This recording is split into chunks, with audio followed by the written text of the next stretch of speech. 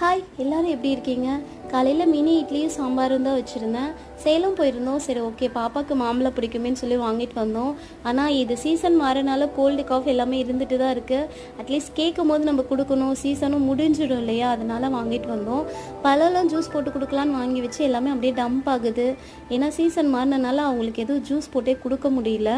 நான்லாம் சின்ன பிள்ளையாக இருக்கும் போது சாப்பாடு வெந்துருச்சு அப்படின்னா கரண்டியில் சாப்பாடு எடுத்துக்கிட்டு பக்கத்து வீட்டில் போயிட்டு இதை கொஞ்சம் செக் பண்ணி சொல்லுங்களேன், வெந்துருச்சா அப்படின்னு சொல்லி தான் கேட்கணும். அவங்க ஓகே வெந்துருச்சு அப்படின்னு சொன்னால் நம்ம வடிச்சுக்குவோம்.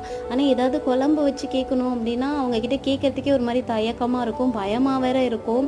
கேட்டால் சொல்லுவாங்களா மாட்டாங்களான்னு. அப்படியே மீறி கேட்டாலும் மேலேயும் கீழேயும் பார்ப்பாங்க, அவங்க சொத்தை நம்ம பேரில் எழுதி வைக்க சொன்ன மாதிரி. ஆனால் இப்போ இருக்கிறவங்களுக்கு மொபைல் ஃபோன்னால ஒரு பெரிய பெனிஃபிட் தான். வேணும்னா ஆர்டர் பண்ணிக்கலாம், இல்லைனா என்ன டிஷ் வேணுமோ அதை டைப் பண்ணால் போதும், 1000 வீடியோ லிஸ்ட் அவுட் பண்ணும். இந்த மாதிரி உங்களுக்கு சின்ன வயசில் நடந்திருக்கா அப்படின்றத மறக்காமல் கமெண்ட் பாக்ஸில் கமெண்ட் பண்ணுங்கள். பாய்.